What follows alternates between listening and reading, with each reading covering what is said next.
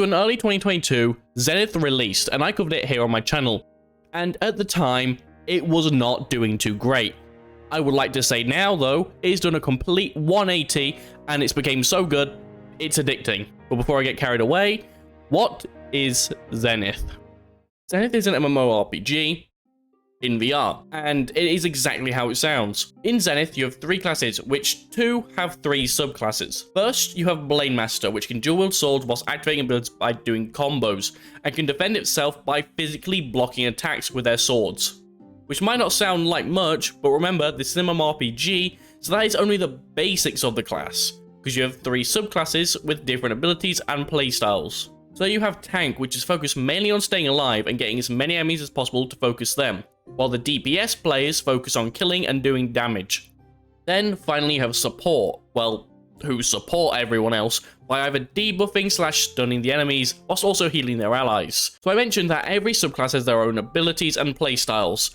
Well, you can go into this skill tree system and turn a dial to switch between 2 abilities. In most times, you have the choice between 2. And with this example here, you have either a penetrating shot or a multi-shot. Then once you get access to this tree, which allows you to customize how you want that ability to work and slowly improve it as you go. Blade Master isn't the only class in Zenith though. You also have Mage, which can cast spells depending on the direction you move your hand whilst holding the trigger. And then you can also multicast by using both hands, which, also like Blade Master, you also have 3 classes with Mage. Again, Tank, DPS, and Support. Now, other than being able to cast spells, the main difference between Mage and Blade Master is that the Mage is mainly focused on area of effect abilities, meaning for big groups, one Mage can easily handle themselves, but for smaller groups, a Blade Master can easily control the flow of battle. The final class is Cyber Ninja. Now, unlike the other 2 classes, Cyber Ninja has 1 subclass, which is DPS. But again, they're different in the way that they have 2 weapons in one. What I mean by this is by pressing one button, you can switch your bow into a scythe, which allows you to do sneak attacks. The Cyber Ninja in one subclass actually has 2 different styles of play, and only by using both, you can master this class. Now we've covered the classes and the basics of Zenith, let's cover what the hell happened to this game between now and when the game came out, because there's a lot. So to start off with, the Godstone system has been removed and replaced entirely by a skill tree, which completely removed the RNG hell that was old Zenith. Because those of you that did play before the recent patch, then you know that Godstones were these items that could randomly drop from enemies and could drop at any rarity. Rarity mad on the long run, as the higher the rarity, the more stat bonuses, and the amount of skill points you could put into said bonuses were dependent entirely on rarity. And on top of that, you would need to grind for hours just to get the right Godstone. And on top of that, you would need to level them up, which then leads on to the next system, the XP system.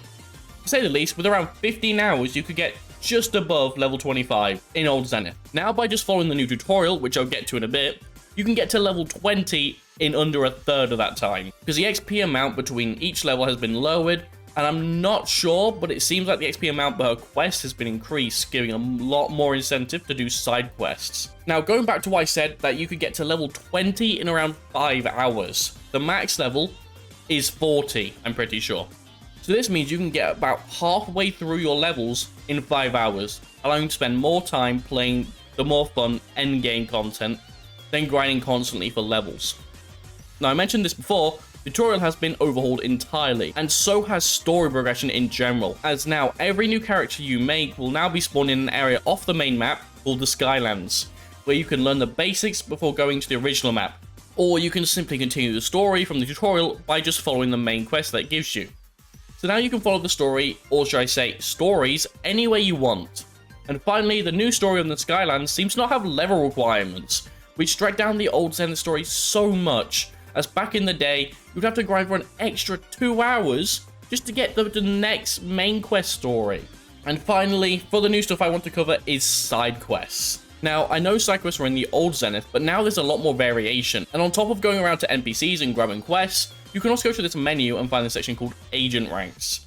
Here you can look at daily quests and area quests, which you can complete to get different rewards. Now that we've covered some of the changes, how does this overall affect the game? Well, to start off with, in most RPGs, especially MMOs, the best content is saved for the endgame. And now with XP being so free, it means that you can get to the endgame much faster than in the original Zenith. And why would you do that?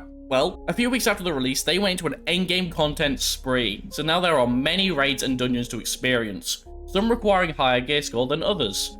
The game in general is a lot less grindy as well, with the gear not having much of a role to play than levels in the early game, whilst in the end game, with weapons and armor that can potentially cause explosions and healing every time you kill or hit an enemy, compared to old Zenith where legendary armor only really gave different stats. Now you can get active and passive boosts from having certain armor pieces and weapons. So with all this, I would say Zenith is definitely a VR game to look into, and a game I recommend if you want an MMORPG in VR, or if you just want a game to play with a bunch of friends. I definitely would say Zenith has come a long way from where it was, and currently, if it is in your library, I'd recommend you try it again. If not, I recommend you just have a look into it and potentially buy it. If you have any questions about this game, feel free to comment here, or you can hop over to my Twitch, where I'm live at 7 PM BST every Tuesday and Sunday, so feel free to hop over and say hi. Other than that, I hope you guys have enjoyed, and I hope you have a great day. See you.